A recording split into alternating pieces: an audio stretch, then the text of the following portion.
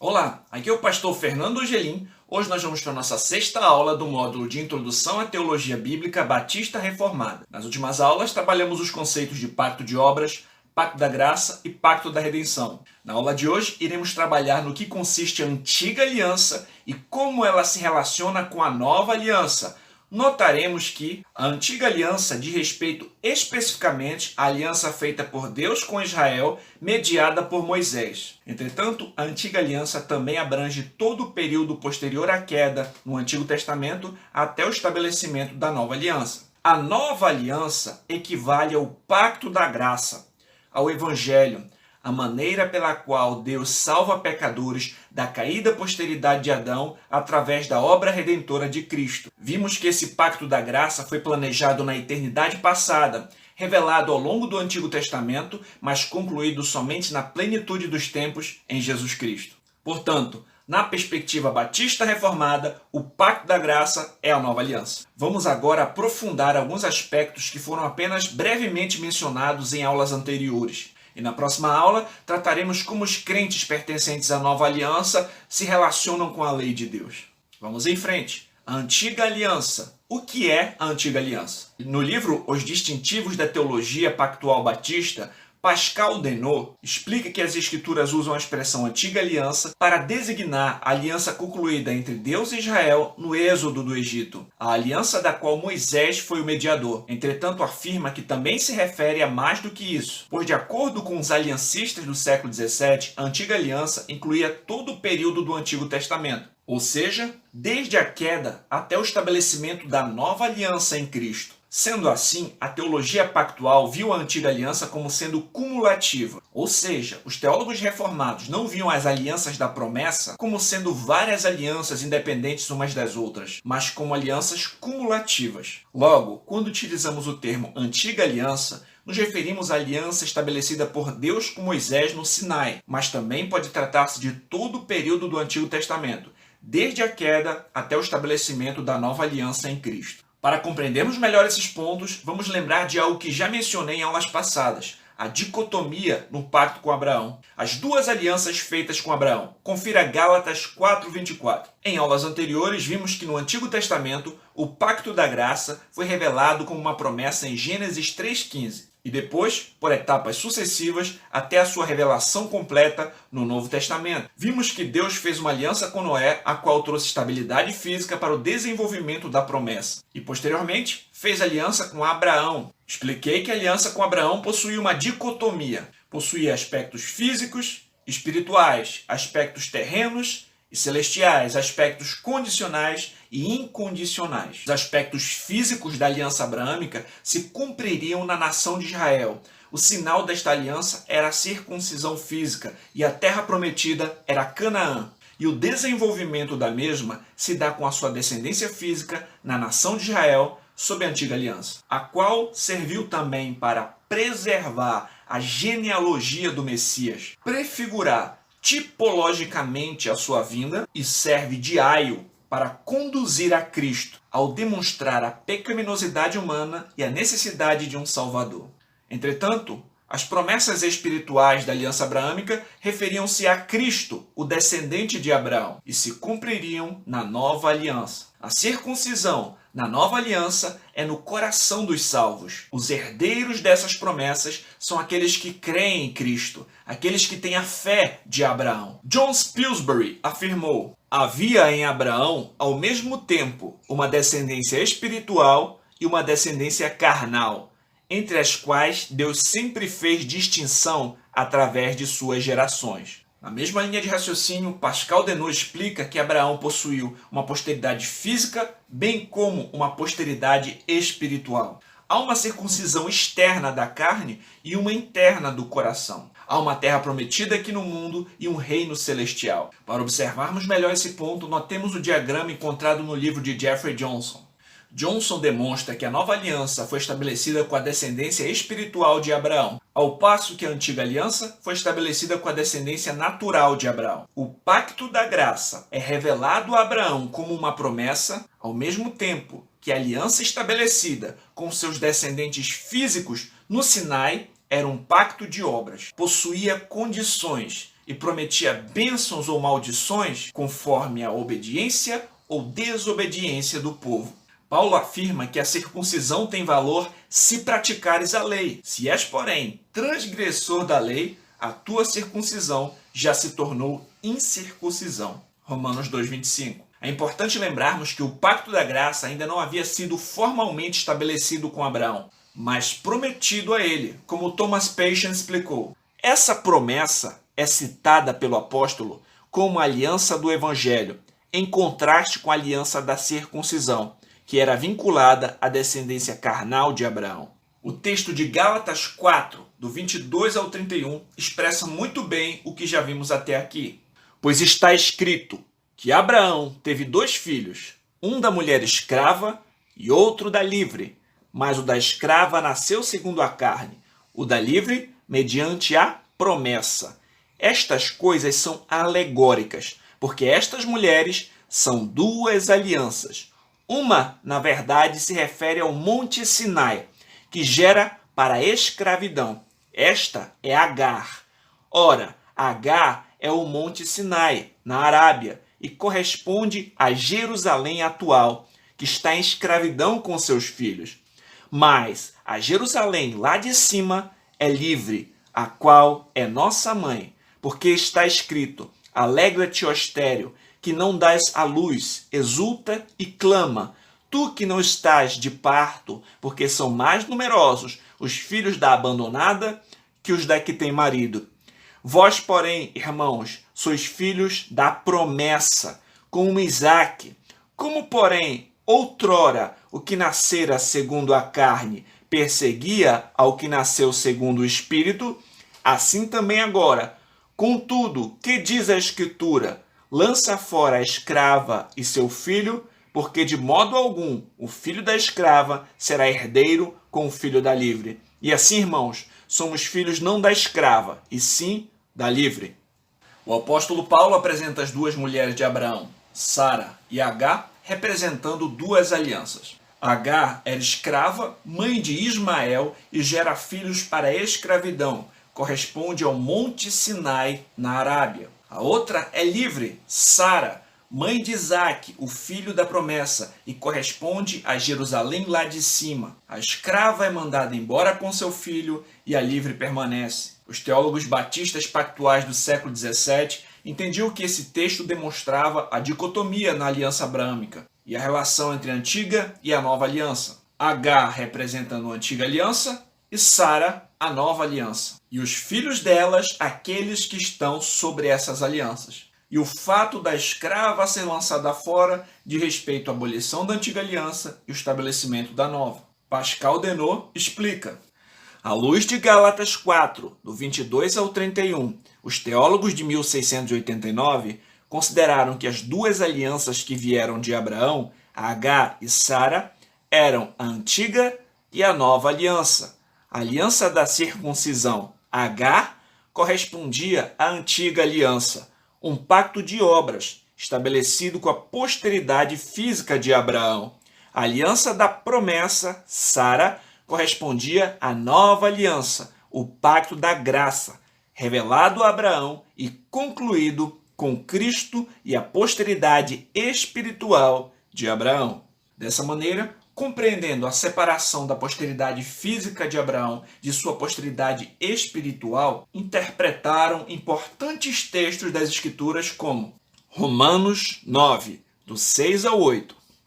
E não pensemos que a palavra de Deus haja falhado, porque nem todos os de Israel são de fato israelitas, nem por serem descendentes de Abraão são todos seus filhos, mas em Isaque será chamada a tua descendência. Isto é, estes filhos de Deus não são propriamente os da carne, mas devem ser considerados como descendência os filhos da promessa. Romanos 2, do 28 ao 29. Porque não é judeu quem o é apenas exteriormente, nem é circuncisão a que é somente na carne.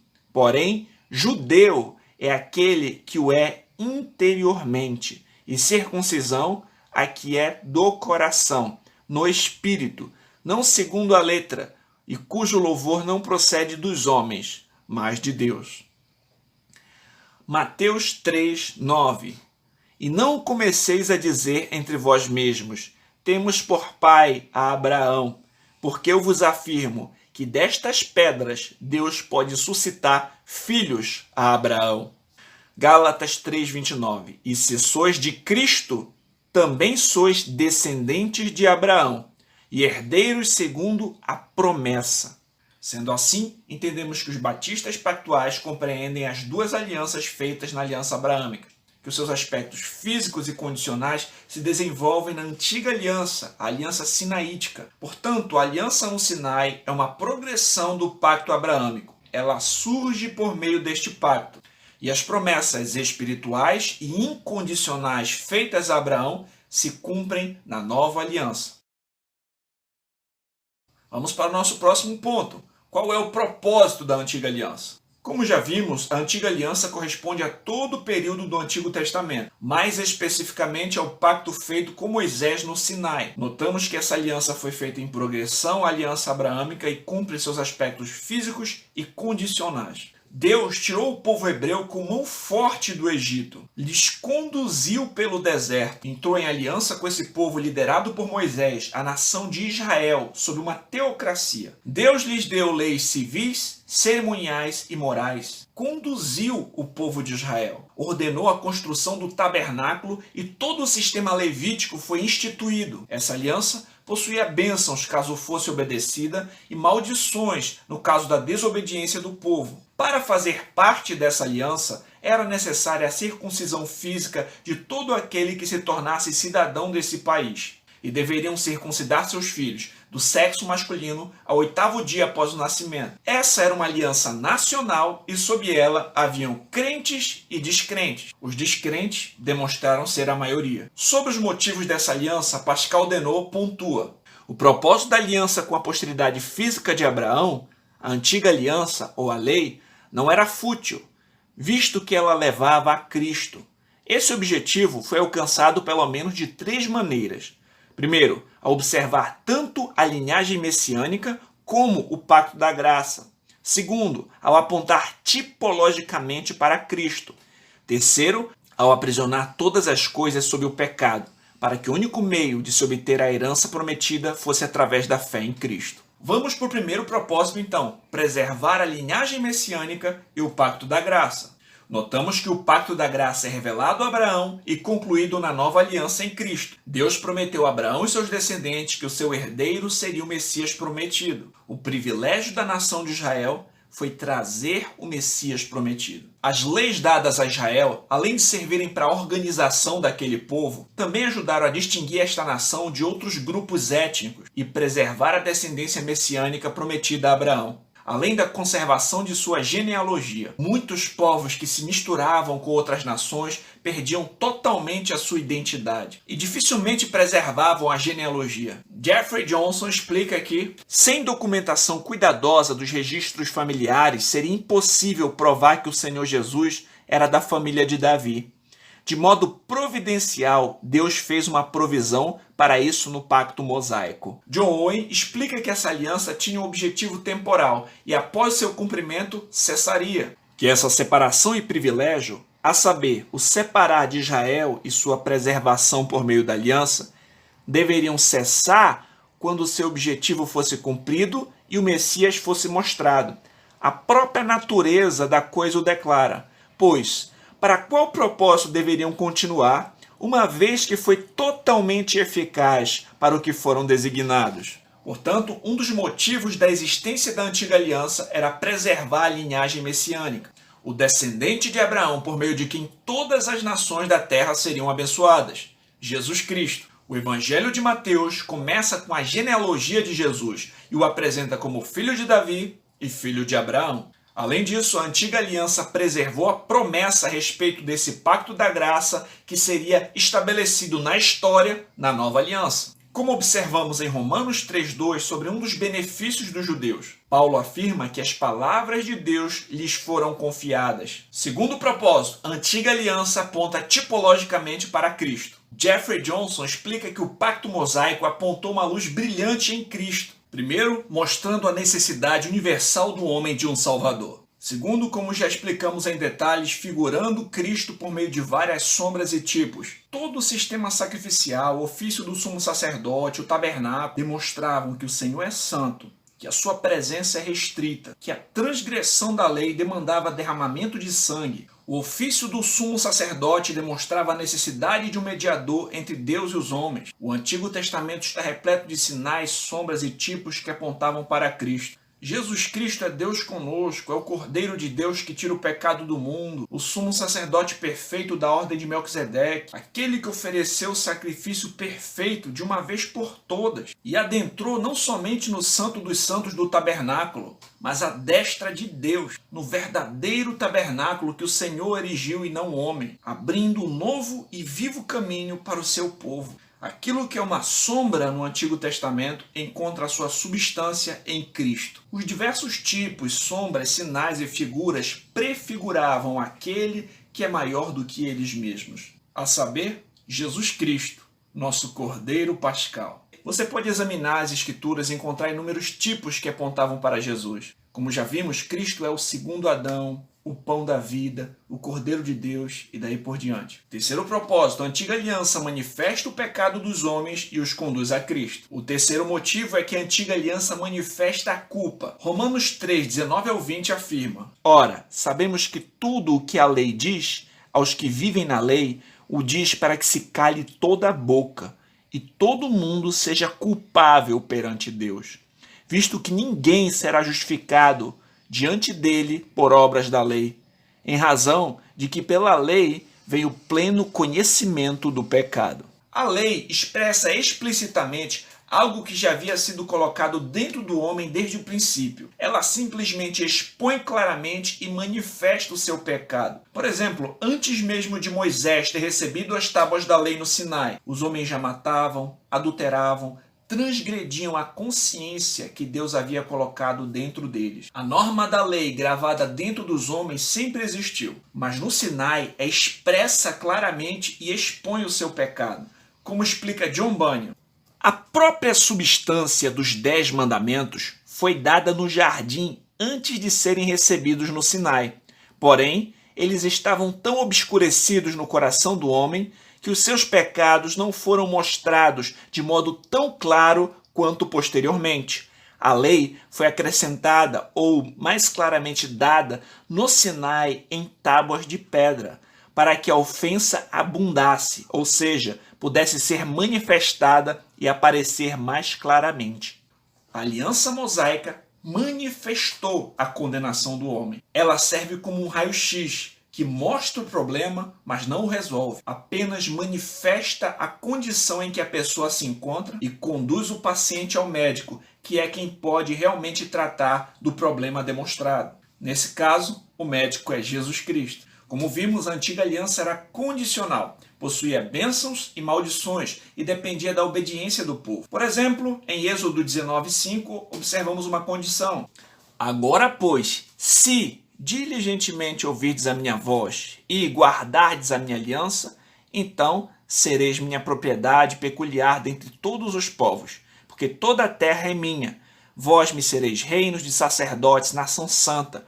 São estas as palavras que falarás aos filhos de Israel. Nesse caso, a condição seria guardar a aliança. Sabemos pela história que a nação desobedeceu continuamente e quebrou a aliança diversas vezes. Além disso, como vimos, era uma aliança nacional, feita com Israel sob uma teocracia. A entrada se dava pela circuncisão física, prometia recompensas terrenas, e neste pacto encontravam-se tanto crentes como descrentes. Portanto, apesar de estar relacionada com o pacto da graça, apontar tipologicamente para ele, ela permanece distinta substancialmente dele, como veremos no próximo tópico. No entendimento batista pactual, a antiga aliança, ao mesmo tempo em que revela tipologicamente a obra redentora de Cristo, ela em si mesma ainda é uma reafirmação do pacto de obras. Vamos agora para a nova aliança. Já notamos que na perspectiva batista reformada, o termo pacto da graça é equivalente à nova aliança. Diz respeito à manifestação do eterno plano redentor divino na história. a promessa salvadora revelada no Antigo Testamento, estabelecida na plenitude dos tempos em Cristo Jesus. Esse é um dos pontos em que a teologia bíblica batista pactual se distingue da teologia pactual pedobatista. Para os batistas, o pacto da graça foi revelado como uma promessa em Gênesis 3,15 e estabelecido na história somente na nova aliança em Cristo. Portanto, a nova aliança equivale ao pacto da graça. Na antiga aliança, apesar de o pacto da graça ser prometido, ele ainda não fora estabelecido. Os batistas entendem, portanto, a diferença substancial entre a antiga e a nova aliança, ao passo que os pedobatistas entendem de uma maneira diferente. Para os pedobatistas, o pacto da graça foi estabelecido em Gênesis e administrado diversas vezes ao longo do Antigo Testamento. Ou seja, no entendimento pedobatista, todas as alianças feitas no Antigo Testamento são o pacto da graça sendo administrado. E a nova aliança seria somente mais uma administração deste pacto. Logo, eles não creem que a nova aliança é substancialmente diferente da antiga. Iremos trabalhar esse ponto posteriormente em uma aula dedicada a esse assunto. Vamos prosseguir. O texto de Hebreus 8 apresenta claramente a distinção entre a antiga e a nova aliança. Agora, com efeito, obteve Jesus ministério tanto mais excelente, quanto é ele também mediador de superior aliança, instituída com base em superiores promessas. Porque se aquela primeira aliança tivesse sido sem defeito, de maneira alguma estaria sendo buscado lugar para uma segunda. E, de fato, repreendendo-os diz: eis aí, vem dias, diz o Senhor, que firmarei nova aliança com a casa de Israel e com a casa de Judá. Não segundo a aliança que fiz com seus pais, no dia em que os tomei pela mão, para os conduzir até fora da terra do Egito. Pois eles não continuaram na minha aliança, e eu não atentei para eles, diz o Senhor. Porque esta é a aliança que firmarei com a casa de Israel. Depois daqueles dias, diz o Senhor, na sua mente imprimirei as minhas leis, também sobre o seu coração as inscreverei, e eu serei o seu Deus, e eles serão o meu povo. E não ensinará jamais cada um ao seu próximo, nem cada um ao seu irmão, dizendo: conhece ao Senhor, porque todos me conhecerão, desde o menor deles até o maior. Pois para com as suas iniquidades usarei de misericórdia, e dos seus pecados jamais me lembrarei. Quando ele diz nova, torna antiquada a primeira. Ora, aquilo que se torna antiquado e envelhecido está prestes a desaparecer. O texto apresenta Jesus Cristo como mediador de uma aliança superior baseada em superiores promessas. Explica que se a aliança anterior, a antiga aliança, fosse sem defeito, não se procuraria lugar para uma outra. O autor de Hebreus prossegue citando o texto de Jeremias 31, mostrando que desde o Antigo Testamento havia promessa sobre uma nova aliança. O defeito da antiga aliança encontrava-se no povo, que não conseguia cumprir as suas exigências. A função da antiga aliança foi demonstrar que todos estavam debaixo do pecado e os conduzir, através de tipos, sombras e promessas, a Cristo. Em sua exegese de Hebreus 8, John Owen destaca a superioridade da nova aliança em relação à antiga. O que antes estava escondido em promessas e obscuro em muitos aspectos, foi agora trazido à luz. E aquela aliança, cuja eficácia estava estabelecida invisivelmente, em forma de promessa, sob tipos e sombras, foi agora solenemente selada, ratificada e confirmada na morte e ressurreição de Cristo. Ela, a aliança, havia sido confirmada em forma de promessa, que é um juramento. Agora foi confirmada como pacto, que é o sangue. Aquela que antes não tinha adoração visível, exterior, própria e peculiar a ela, agora é feita a única regra e instrumento de adoração para toda a igreja. Nada sendo admitido a esse respeito, senão o que lhe pertence e é designado por ela. O apóstolo tem isso em mente com o estabelecimento legal da nova aliança, com todas as ordenanças de seu culto. Com isso, a outra aliança, a antiga aliança, foi anulada e removida. E não apenas a aliança em si, mas todo o sistema de culto sagrado de acordo com o qual era administrada.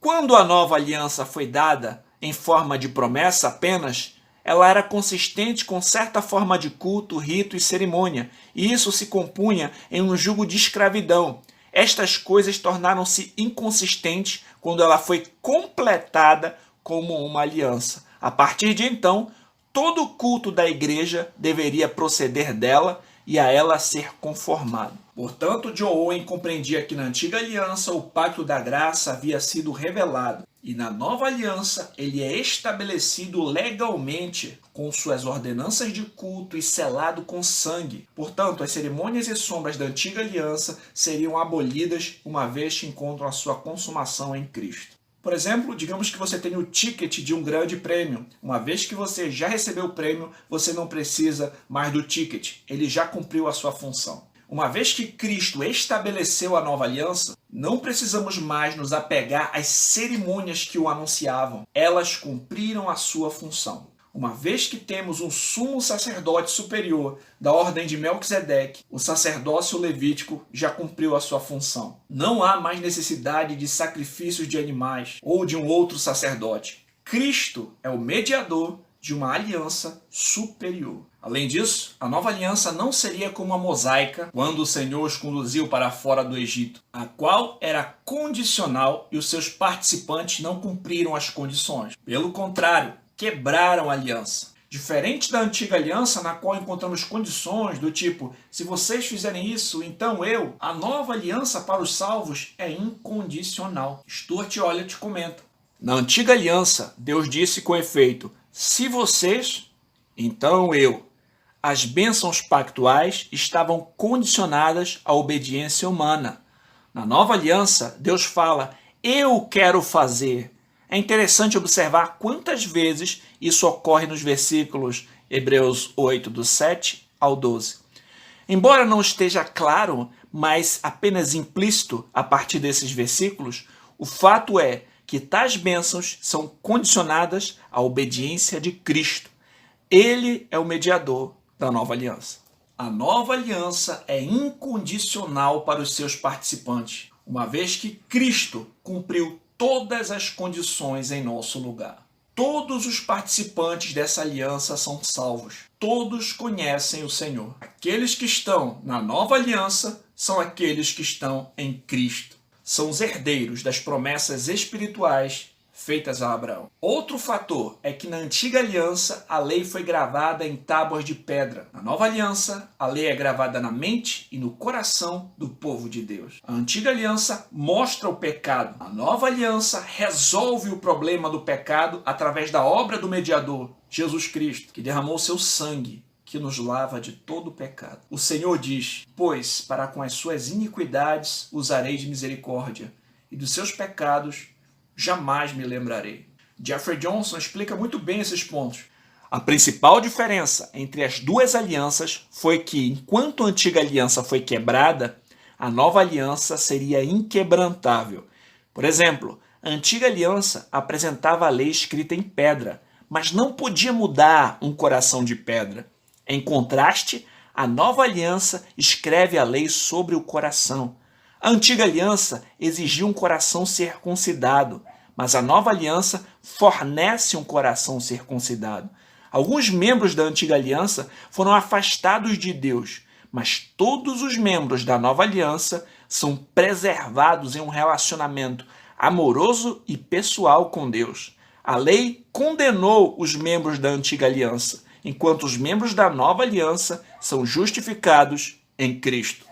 Portanto, vimos que a entrada na antiga aliança se dava pela circuncisão logo após o nascimento. A entrada na nova aliança é pela circuncisão do coração, o novo nascimento. A antiga aliança era como uma sombra, a nova como uma substância. E com a chegada da nova, a antiga torna-se antiquada. Samuel Henihan acerta ao afirmar: no Antigo Testamento, a antiga aliança era um tipo e sombra da plenitude que estava por vir.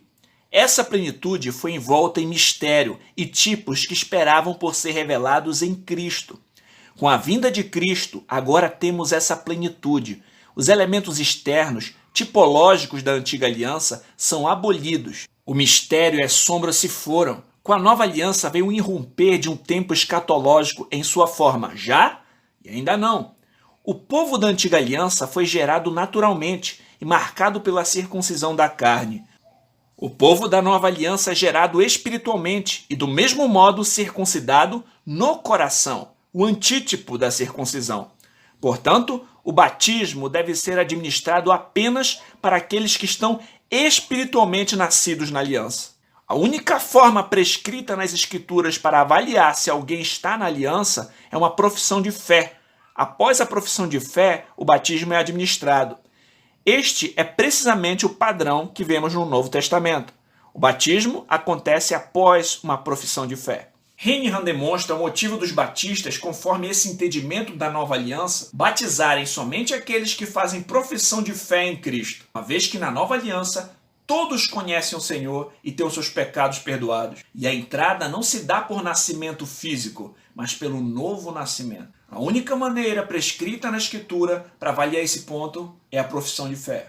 Portanto, os batistas entendem que somente devem batizar aqueles que demonstram arrependimento e fé em Cristo, pois este é o sinal de que fazem parte do pacto da graça. Jeffrey Johnson resume de maneira muito clara o que vimos na aula de hoje. A aliança abraâmica prometeu o pacto da graça. A aliança sinaítica mostrou as condições do pacto da graça, mas somente a nova aliança cumpre o pacto da graça. Johnson também destaca as diferenças substanciais entre a antiga e a nova aliança na seguinte tabela. Na antiga aliança, a entrada era por nascimento físico, enquanto na nova aliança, a entrada é pelo novo nascimento.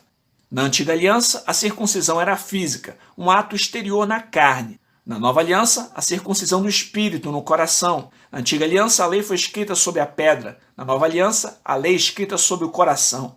Na antiga aliança, a adoração cerimonial exterior. Na nova aliança, adoração em espírito e em verdade. Na antiga aliança, um reino físico. Nova aliança, um reino espiritual. Antiga aliança, herança terrena. Nova aliança, cidade celestial. Antiga aliança, temporal. Nova aliança, eterna. Portanto, aquilo que fora prometido no Antigo Testamento é cumprido em Cristo na nova aliança. Cristo foi assunto aos céus, está à destra do Pai e o seu reino já está entre nós. Mas aguardamos a sua segunda vinda e a consumação de todas as coisas, quando o Senhor fará novos céus e nova terra onde habita a justiça, e desfrutaremos plenamente, tanto espiritualmente como fisicamente, das bênçãos prometidas por Deus. Jeffrey Johnson conclui. Então, depois que Cristo voltar, o céu e a terra estarão unidos na vinda dos novos céus e nova terra, onde somente habita a justiça. Naquele tempo, o povo de Deus receberá seus novos corpos glorificados, encontrará o descanso escatológico, com a plenitude de ambos aspectos, naturais e espirituais do pacto abraâmico, são cumpridos na consumação do reino de Deus na era eterna que virá. E o reino prometido a Abraão era espiritual e físico por natureza, mas consistia apenas daqueles que foram unidos a Cristo pela fé. Vamos aos destaques de alguns pontos importantes. Há uma dicotomia na aliança abraâmica. Seus aspectos físicos e condicionais desenvolvem-se na antiga aliança e suas promessas espirituais e incondicionais se cumprem na nova aliança. Segundo, a antiga aliança é uma aliança condicional, nacional, cuja entrada é por meio da circuncisão física, sob a qual estão crentes e descrentes, e ela é temporal. A antiga aliança aponta tipologicamente para Cristo, preserva a linhagem do Messias, mostra que todos estão debaixo do pecado e aponta para um Salvador. Quarto, embora esteja relacionada dessa maneira com a nova aliança, a antiga aliança é distinta substancialmente da nova. Quinto, a nova aliança é o pacto da graça, que fora prometido no Antigo Testamento, estabelecido na plenitude dos tempos em Cristo. Sexto, a nova aliança para os crentes é incondicional, pois Cristo cumpriu todas as condições exigidas em nosso lugar. Sétimo, a nova aliança é eterna. Todos que estão sob essa aliança são salvos, conhecem o Senhor, promete bênçãos espirituais e sua entrada é por meio do novo nascimento. A aula de hoje fica por aqui. Na próxima aula trabalharemos o tema A Lei de Deus. Como um cristão na nova aliança se relaciona com a lei de Deus. É sobre isso que vamos tratar. Aguardo você lá Graça e paz.